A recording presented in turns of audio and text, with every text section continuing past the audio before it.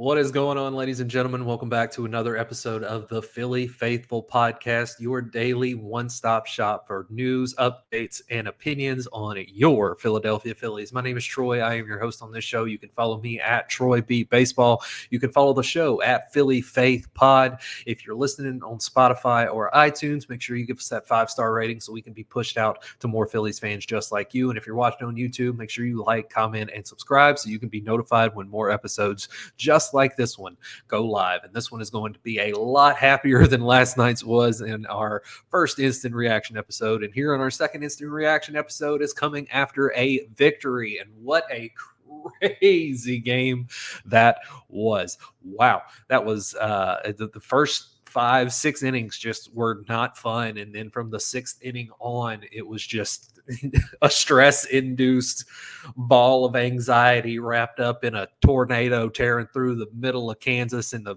summertime in June, and a barn was flying around and there were cows, and it was just insane. That ball game was absolutely insane.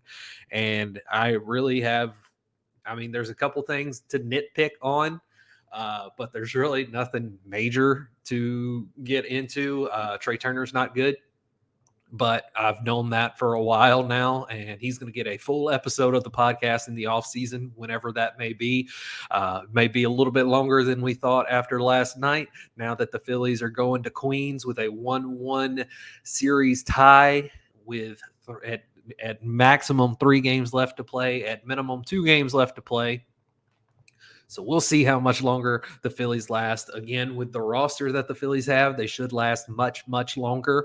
But if the rest of this series is anything like last night's game or the first 5 innings of tonight's game, then it might not last much longer. But it was a fantastic game. Bryce Harper and Nick Castellanos stepped up big time. Cody Clemens should probably start and play somewhere on Tuesday, because he has probably had some of the better at bats for the back end of the lineup.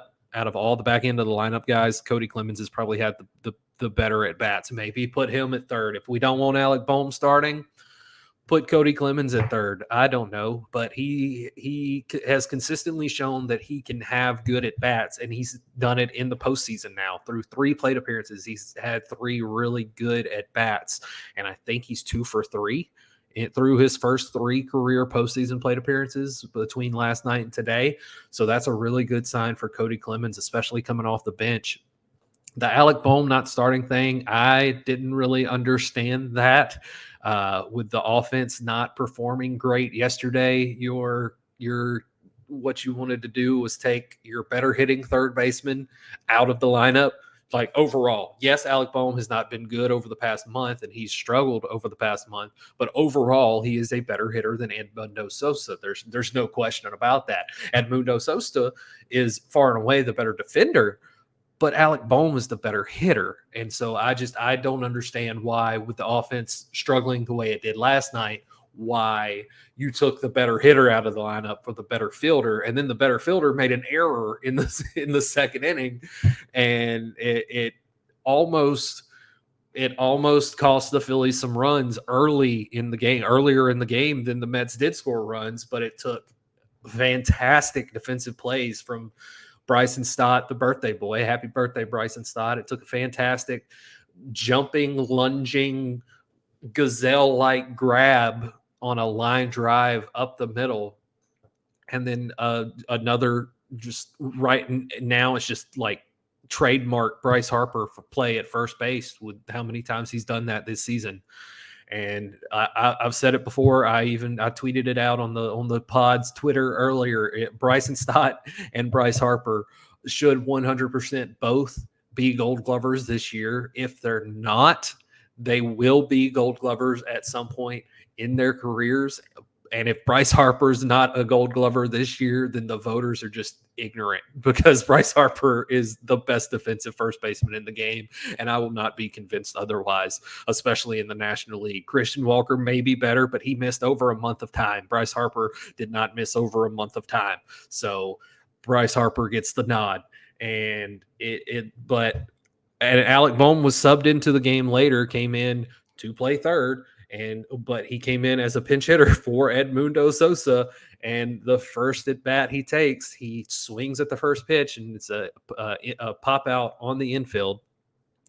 And then I think the issue with Alec Boehm is that he just gets in his head too much, because the second plate appearance, the Mets, I don't remember who was pitching in that plate appearance, but the first pitch that the pitcher threw to Boehm in Boehm's second plate appearance was pretty much center cut, and Boehm didn't move. It looked like he went up there thinking, I'm not swinging at the first pitch, because in his first plate appearance off the bench, he did swing at the first pitch and he popped out.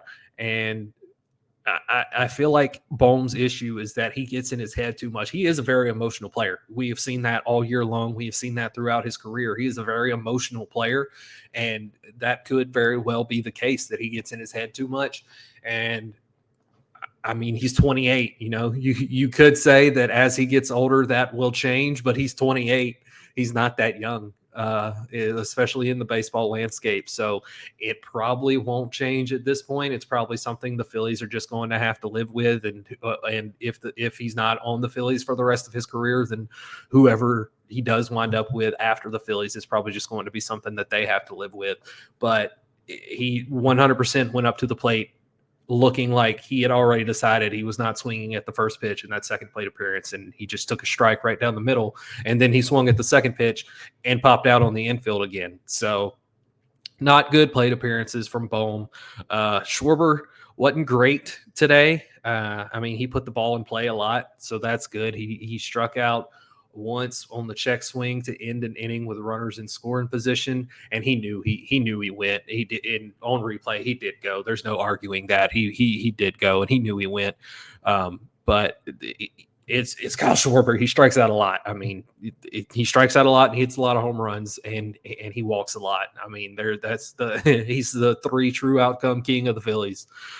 Nick Castellanos, I mean, he played fantastically. He went 3 for 5. He got the walk-off hit there in the bottom of the 9th, sent the Phillies and the Philly faithful home happy, and is sending the Phillies to Queens with a 1-1 series tie now.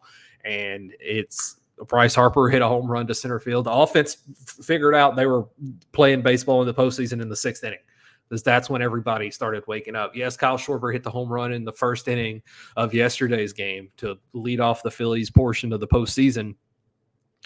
But really, since then, the offense did not do much. Cody Clemens hit an RBI double, but other than that, the offense did not do much until the 6th inning of today's game. And you can't blame it on the shadows, because the Mets, they had no problem hitting with the shadows. So you can't blame it on the shadows, and you can't blame it on the break anymore. Everybody knows that's no longer an excuse, because the other 3 teams in the playoffs all won yesterday and all scored a lot of runs. So nobody can use the long layoff between the end of the regular season and the divisional series as an excuse anymore. That's done. That is done. That is not an excusable reason for not showing up in the playoffs, because teams have showed up in the playoffs now. So they kind of have the same approach that the Atlanta Braves have. It's boom or bust. There's not really any guys in the lineup outside of 1 or 2 that will just put the ball in play. I mean, you have guys like Bryson Stott and JT Realmuto. Those are your 2 key guys that are there to just put the ball in play. And they did that today, and it helped the Phillies win and come back from a 3-0 deficit, and then tie the game at 3-3, and then be down 4-3, and then get up 5-3, 5-4, 6-4, and then the Mets came back and tied it, and then the Phillies won it in the 9th on a walk-off from Nick Castellanos. Again, it was just it was a stressful game, but as far as baseball goes, hands down, that was just a very good baseball game. Again, especially in the last third of it. This postseason, it's been fun. There's been a lot of fun baseball played in the postseason just across the board, and that's why everybody loves postseason baseball. You get a bunch of fun games against teams that are good-ish, and they are most of the time competitive till the end. Like the Dodgers Padres last night, a 7-5 ball game. The Yankees and Royals set the major league record for most lead changes in a postseason game in their game yesterday. So it's just the postseason is a fantastic time for good baseball, and it's on a national stage on national television, and there's not as many games going on at the same time, which of course today there's football going on, but there's only two baseball games today. The Dodgers and the Padres, as I'm recording this, their first pitch is in like 30 minutes.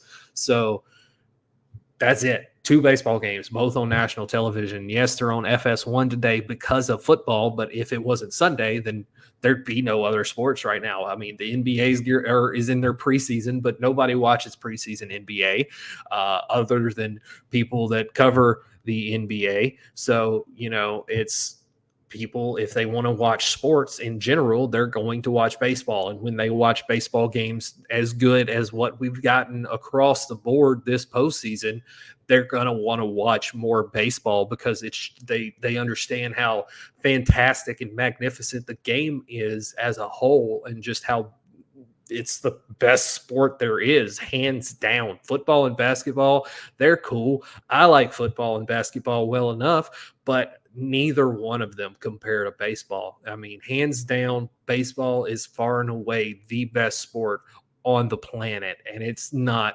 close between the other sports. And yeah, I may be a little biased. That's fine. But just because I'm a little biased doesn't mean I'm wrong. Baseball is great.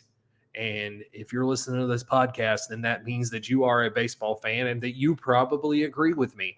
And it's good that the rest of the world is getting to witness great baseball on a daily basis in this postseason. That is the key takeaway from this last 5 or so minute tirade that has nothing to do with the Phillies game that we just watched. But it's a good day. I'm in a lot better mood than I was in last night. I mean, Rob Thompson still made some questionable decisions, but the Phillies won the game, so I'm not going to go into that today.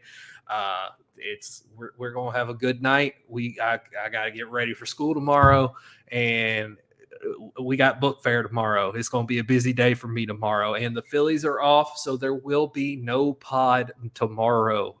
Just because it's the postseason, the pods are going to strictly be about the postseason, and with the Phillies off tomorrow, we'll wait and do the matchup preview on Tuesday, the day of the game. So this will be your last pod for a couple of days from this particular service, but I hope y'all enjoyed that game. If you watched it, I hope you enjoyed it. If you watched it, hit me up on Twitter. If you're watching this on YouTube, leave it in the comments what you thought about the game. It was fantastic. Leave a comment on Spotify. I think you could do that. I don't know. I'm technologically challenged, which I write for a living. So how I can be technologically challenged, I can't even talk. I mean, you hear me. I sound like a redneck, but it is what it is. Fun baseball game. 1-1 series now, going back to Queens. Aaron Nola pitching Tuesday. I don't know who's pitching for the Mets on Tuesday, but we will go over all of that on Tuesday, as well as recapping tonight's game in a little more detail than what I did tonight. So thank you for joining us for this instant reaction from the Philadelphia Phillies win in Game 2 of the National League Division Series. This has been the Philly Faithful Podcast, your one-stop shop for daily news, updates, and opinions on your Philadelphia Phillies. I have been Troy, your host. Follow me on Twitter at TroyBBaseball. Follow the show on Twitter at Philly Faith Pod, spelled just like the podcast. If you're listening on Spotify or iTunes, make sure you give us that 5-star rating so the show could be pushed out to more Phillies fans just like you. And if you're watching on YouTube, leave a like, leave a comment, and subscribe so you can be notified when another episode just like this goes live. And until that next episode on Tuesday, go Phillies. Peace, love, and rock and roll. I'm out. Bye.